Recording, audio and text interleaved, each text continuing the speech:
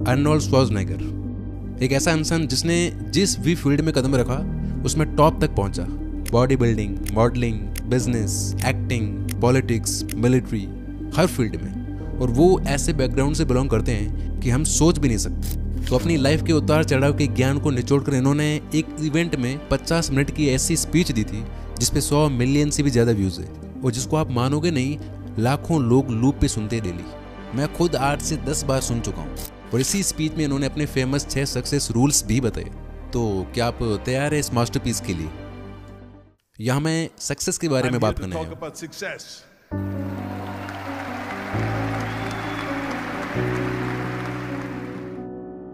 यहाँ स्टेज पे मैं यही अपने पहले 3 रूल्स की बात करूंगा और फिर आगे बाकी के लास्ट 3 रूल्स के बारे में। सक्सेस का पहला रूल, आपके पास एक गोल, एक विजन होना चाहिए।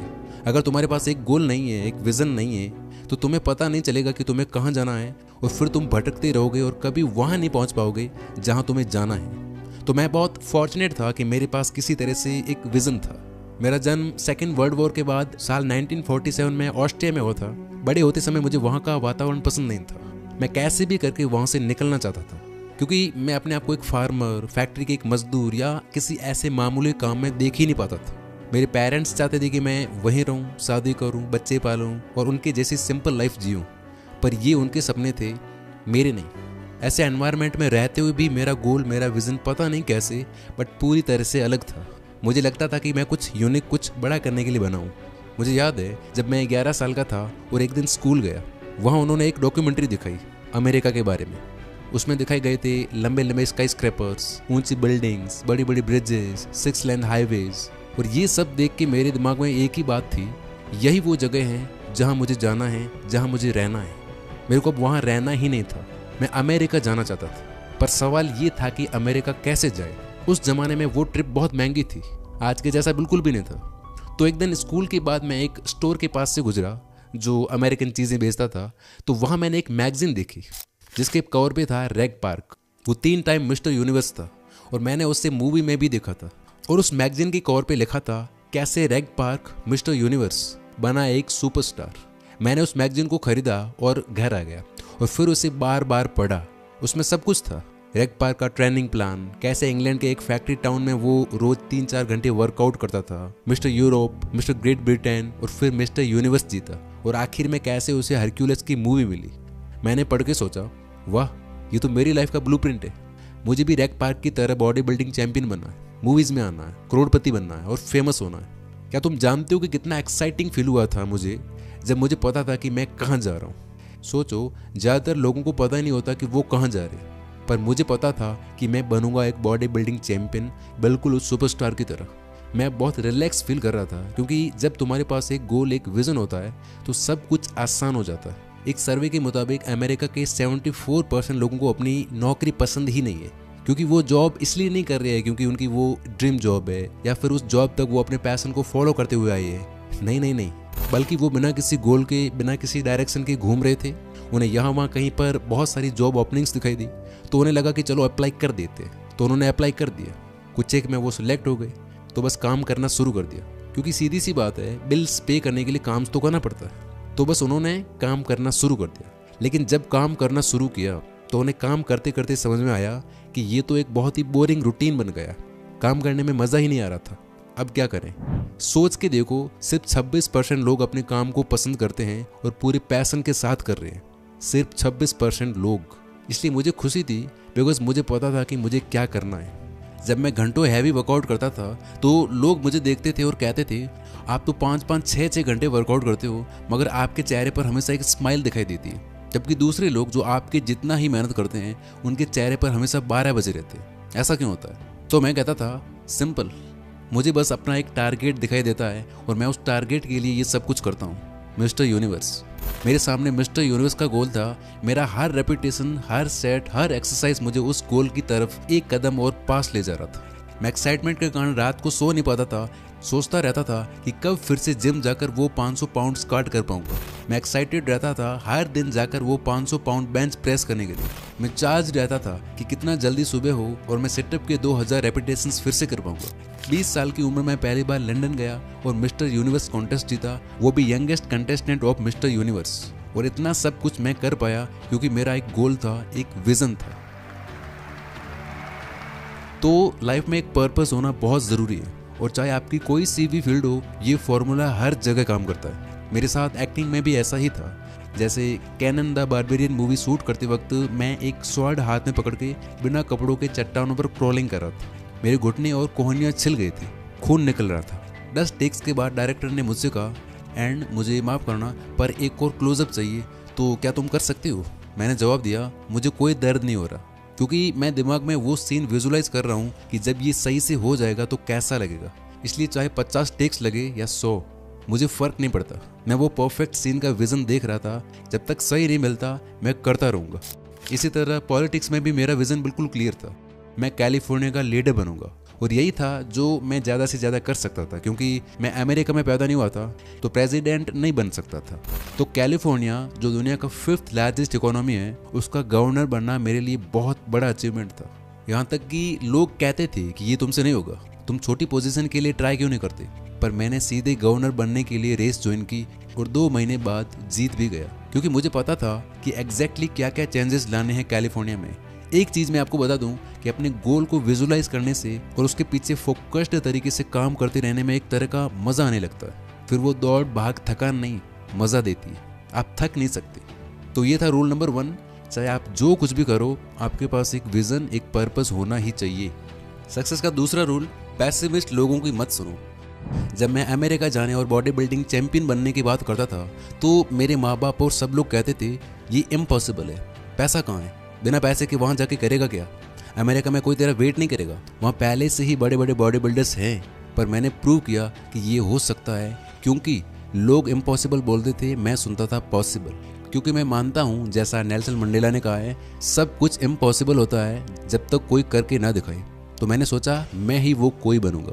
पहले कभी नहीं हुआ, ठीक है तो मैं करूंगा। लोगों के नो को मैंने यस समझा।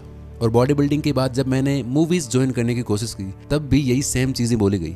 जब मैंने एक हॉलीवुड एजेंट को बोला कि भाई मैं मूवीज में आना चाहता हूँ, तो उसने कहा क्या मजाक है अर्नोल्ड यार। उसके बाद एक स्टूडियो एग्जीक्यूटिव को मैंने जब बोला कि मैं लीडिंग रोल करूंगा फिल्म्स में, तो वो हंसने लगा और बोला भाई ये इम्पॉसिबल है, तेरी ये जो लुक है ये चलेगी नहीं इसमें, body builders don't work in Hollywood, ये सब 20 साल पहले ही खत्म हो चुका है। और तेरा एक्सेंट, अगर तू वेट भी कम कर ले फिर भी एक्सेंट का क्या करेगा, जर्मन एक्सेंट से लोग डर जाएंगे। हॉलीवुड में आज तक कोई फॉरेन एक्सेंट वाला लीडिंग रोल नहीं कर पाया। और तेरा नाम स्वर्जन ये क्या है, कौन प्रोनाउंस करेगा इसे, तो भूल जा यार ये सब। सो इमेजिन हर एजेंट, हर स्टूडियो वाला, हर मैनेजर यही बोल रहा था, इसी तरह की बातें। पर do you know, I didn't give a shit. मुझे अपने आप पे पूरा बिलीव था कि मैं लीडिंग रोल करूंगा। मैंने बॉडी बिल्डिंग की जर्नी से सीखा था कि सब कुछ मेहनत का ही खेल है। मैंने खुद से कहा कि बॉडी बिल्डिंग में मैं रोज़ 5-6 घंटे वर्कआउट करता था, अब एक्टिंग के लिए भी यही सेम डेडिकेशन दिखाऊंगा। मैंने इंग्लिश पढ़ने के लिए कॉलेज भी ज्वाइन किया, वॉइस एक्सेंट और एक्टिंग क्लासेस ज्वाइन की। मेहनत मेहनत और बस मेहनत।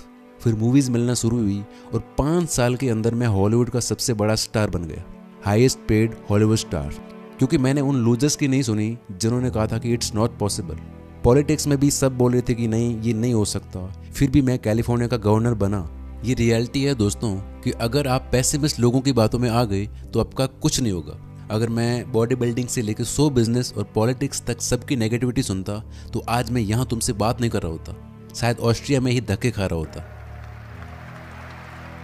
रूल नंबर 3, मुझे इतना गुस्सा आता है जब लोग मुझसे कहते हैं कि उनके पास जिम जाकर 45 मिनट का भी वर्कआउट करने का टाइम नहीं है, या फिर कोई और काम 1 घंटा करने का जिससे वो फिजिकली और मेंटली इंप्रूव हो सके। इमेजिन करो, आज से आप रोज 1 घंटा हिस्ट्री सब्जेक्ट पढ़ना शुरू करते हो। अब सोचो, 1 साल में 365 दिनों के 365 घंटों में आप कितना कुछ सीख जाओगे। या फिर कोई और सब्जेक्ट, कोई और टॉपिक जिसके बारे में आप पैशनेट हो, उसे कंसिस्टेंटली बिना बहाना बनाए 1 साल तक पढ़ो या करो, तो उसमें आप कितना ज़्यादा अच्छे हो जाओगे। इमेजिन करो कि कोई बिजनेस जो तुम डेवलप करना चाहते हो, रोज अगर उस पर 1 घंटा भी काम करते हो, 1 साल में वो कितना बड़ा बन सकता है, कितना कुछ आप उसमें हासिल कर सकते हो, और वो तुम्हें कितना दूर तक ले जा सकता है, आप उस बारे में सोच भी नहीं सकते हो। और इसलिए ये चीज़ मुझे बहुत गुस्सा दिलाती है कि 24 घंटे एक दिन में होते हुए भी लोग कहते हैं कि उनके पास वक्त नहीं है। अगर 8 घंटे आप सोते हो, 8 घंटे आप जॉब करते हो, तो 8 घंटे फिर भी बचते हैं। हो सकता है 2 घंटे आप ट्रैवल करते हो, इसके बाद भी 6 घंटे आपके पास बचते हैं। क्या करते हो उस टाइम का, सोच कर देखो। मे बी उस टाइम में लोगों से मिलते हो, खाना खाते हो, एंटरटेनमेंट या कुछ और करते हो, मगर तुम्हें ये क्लियरली समझ में आ रहा होगा कि कितना सारा टाइम फिर भी बच के आता है। अगर हम ये सारा टाइम ऐड करके देखें, अगर तुम अपना टाइम ऑर्गेनाइज करके, अपने काम को ऑर्गेनाइज करके देखो, तो कितना सारा टाइम एक साल में तुम्हारे पास निकल कर आता है। जब मैं अमेरिका आया था तो मैं कॉलेज जाता था, मैं दिन में 5 घंटे वर्कआउट करता था। मैंने कंस्ट्रक्शन में भी काम किया है क्योंकि उस टाइम बॉडी बिल्डिंग में पैसा नहीं था, मेरे पास फूड, सप्लीमेंट्स और इक्विपमेंट खरीदने के भी पैसे नहीं होते थे, तो इसलिए मुझे काम पे जाना पड़ता था। तो मैं कॉलेज भी जाता था, जिम भी करता था, काम भी करता था, और हफ्ते में 4 दिन नाइट्स में 8 से 12 बजे तक एक्टिंग क्लासेस भी लेता था। और इतना सब कुछ करने के बावजूद भी मैंने 1 मिनट के लिए भी खाली टाइम निकालकर रिलैक्स करने का बहाना नहीं बनाया। 1 मिनट भी मैंने वेस्ट नहीं किया, और यही कारण है कि आज मैं यहाँ खड़ा हूँ। मोहम्मद अली, उनको मैंने अपनी आंखों से जिम में रगड़ रगड़ के मेहनत करते हुए देखा है। एक बार की बात है कि एक स्पोर्ट्स रिपोर्टर ने उनको जिम में सिटअप्स करते हुए देखा, तो पूछा कि वो रूटीन में कितने सिटअप्स कर लेते हैं। तो मोहम्मद अली ने बड़ा कमाल का जवाब दिया। उन्होंने कहा वो काउंटिंग ही तब स्टार्ट करते हैं जब बॉडी पेन करने लगती है। इसको बोलते हैं हार्डवर्क। हार्डवर्क से कोई नहीं बच सकता अगर वो लाइफ में कुछ करना चाहता है तो। कोई फर्क नहीं पड़ता कि तुम कितने बड़े बाप की औलाद हो, रगड़ के मेहनत करो। कोई मैजिकल पिल नहीं है जैसे तुम खा लोगे, या कोई सक्सेस का मंत्र नहीं है जिसका तुम जाप कर लोगे तो जाकर के तुम सक्सेसफुल हो जाओगे। इस दुनिया में कोई शॉर्टकट नहीं है, कोई मैजिक नाम की चीज़ नहीं है। वर्क वर्क और वर्क, यही एक तरीका है। रूल नंबर 4, मुझे प्लान बी से नफरत है, और मैं बताता हूँ कि ऐसा क्यों है। क्योंकि हमारे पास काम करने वाले कम और डाउट करने वाले ज़्यादा है। हमारे आसपास ऐसे बहुत से लोग हैं जो कहेंगे no you can't do it, ये करना इम्पॉसिबल है। ऐसे डाउट करने वाले और हमारे कॉन्फिडेंस को तोड़ने वाले लोग हमारी लाइफ में हर स्टेज पर मिलेंगे। इसमें कोई प्रॉब्लम नहीं है, लेकिन प्रॉब्लम तब आती है जब हम खुद पर डाउट करने लग जाते हैं और हमें प्लान बी की ज़रूरत फील होने लगती है। सेल्फ डाउट सबसे डेंजरस चीज़ है, क्योंकि अब तुम कह रहे हो कि अगर मेरा प्लान ए काम नहीं करेगा तो मेरे पास बैकअप में प्लान बी होना चाहिए, और मेरे पास है भी। यानी जैसे ही तुमने प्लान बी के बारे में सोचना शुरू किया, तुम्हारी एनर्जी, तुम्हारा पूरा का पूरा अटेंशन डाइवर्ट हो गया किस तरफ, प्लान ए से प्लान बी की तरफ। अब अगर तुम प्लान ए को करते हुए या प्लान ए करने से पहले प्लान बी के बारे में सोचते हो, तो इसका मतलब ये हुआ कि तुमने अपने प्लान ए को 100% दिया ही नहीं। जब 100% दिया ही नहीं तो वो तो फेल हो गई ना। और एक और बात सीख लो, जब हम बिना सेफ्टी नेट के खेलते हैं तो हम ज़्यादा अच्छे से परफॉर्म कर पाते हैं। एक प्रोडक्टिव प्रेशर होता है हम पर, जो हमें अपना 100% देने पर मजबूर करता है। तो अगर तुम्हारे पास प्लान बी है तो खुश मत हो कि वाह मेरे पास तो प्लान बी है, अगर प्लान ए फेल हो गया तो मैं सेफ हूँ। ये कोई अच्छी बात नहीं है। नफरत है मुझे इस एटीट्यूड से। इस तरह काम करने से आपका प्लान बी फिर से प्लान ए बन जाएगा, जो कि फेल हो जाएगा।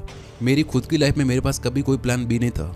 मैंने अपनी कमिटमेंट दे दी थी, full time body building champion बनना है, मतलब बनना है। मैंने फुल कमिटमेंट की थी खुद से कि मैं अमेरिका में सर्वाइव करके दिखाऊंगा। मैंने फुल कमिटमेंट की थी कि मैं शो बिजनेस यानी फिल्म्स में आऊँगा, और वो भी लीडिंग रोल्स में। मैं हार्डवर्क करूंगा और तब तक करता रहूंगा जब तक मैं अपने गोल को अचीव नहीं कर लेता। सेम रूल मैंने पॉलिटिकल करियर में भी फॉलो किया। तो कुल मिला के मेरी बात मानो तो प्लान बी मत रखो, क्योंकि ऐसा करने से आप खुद का ही नुकसान कर रहे हो और अपनी ही सक्सेस के चांसेस और कम कर रहे हो। लोग प्लान बी क्यों रखते पता है? क्योंकि उन्हें डर लगता है कि मेरा प्लान ए फेल हो गया तो क्या होगा। इसीलिए रूल नंबर 5, हारने से मत डरो, क्योंकि फेल होने में कोई बुराई नहीं है। बड़े से बड़ा आदमी जिसके बारे में तुमने सुना है, वो कई बार फेल होने के बाद वहां पहुंचा है जहां वो आज है। तुम्हें फेल होना ही पड़ेगा अगर सक्सेस की सीढ़ियां चढ़नी है तो। ऐसा कोई सक्सेसफुल इंसान नहीं है जो फेल नहीं हुआ हो।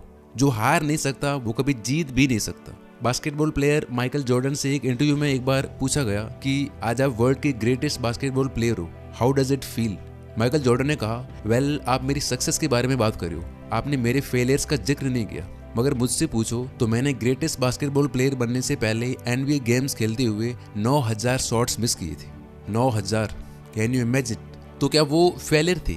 नहीं, वो उस टाइम तक भी all time greatest basketball player थे, मगर वो 9000 बार फेल भी हुए। समझ रहे हो? जितने बड़े फेलियर्स होंगे उतनी ही बड़ी सक्सेस होगी। मैं खुद बॉडी बिल्डिंग कॉम्पिटिशन्स में फेल हुआ हूँ, वेट लिफ्टिंग कॉम्पिटिशन्स में फेल हुआ हूँ, पावर लिफ्टिंग कॉम्पिटिशन्स में भी फेल हुआ हूँ। मैंने ऐसी मूवीज भी की है जो किसी ने नहीं देखी, बकवास थी और बकवास रिव्यूज मिले थे। मैं इलेक्शंस में भी बहुत बुरी तरह से हारा हूँ। हम सब हारते हैं, इट्स ओके। मगर क्या ओके नहीं है पता है? मैं बताता हूँ। हारने के बाद फिर से खड़ा नहीं होना, ये ओके नहीं है। फिर से फेल होने के डर से एफर्ट नहीं लगाना ये ओके नहीं है। खुद की किस्मत या दूसरों को ब्लेम करना ये ओके नहीं है। अपने वीक पॉइंट्स पे काम नहीं करना ये ओके नहीं है। वही गलती फिर से दोहराना ये ओके नहीं है। सिर्फ ऐसा आदमी ही लूजर होता है। विनर्स फेल होते हैं, उठते हैं, फेल होते हैं, फिर उठते हैं। इस तरह कभी भी उठने में फेल नहीं होते, इसलिए यही असली विनर्स होते हैं। इसलिए कहता हूँ हारने से मत डरो। क्यों? क्योंकि हारने की चिंता करोगे तो वहीं रह जाओगे। लाइफ में अच्छे डिसीजंस नहीं ले पाओगे, काम पे फोकस्ड नहीं रह पाओगे और इस तरह लाइफ में कहीं नहीं पहुंच पाओगे। यानी हारने के डर से आप वो कर ही नहीं पाओगे जो आप करना चाहते हो। Relax, it's okay to fail. फिर से अपनी जी जान लगा दो, जो भी है तुम्हारे पास सब कुछ लगा दो। आज नहीं तो कल, देर से ही सही, लेकिन सक्सेस को तुमसे कोई अलग नहीं कर सकता। और छठा नियम है कि ये सब करने के दौरान या इसके बाद जब आप कामयाब हो जाओ, जब आपके पास वो सब हो जो आपने चाहा था, तो ज़रूरतमंदों को और सोसाइटी को वापस लौटाना, किसी भी तरह से कंट्रीब्यूट करना समाज में। क्योंकि ये भी सक्सेस का एक इम्पोर्टेंट रूल है जो आपको अंदर से सक्सेसफुल फील करवाता है।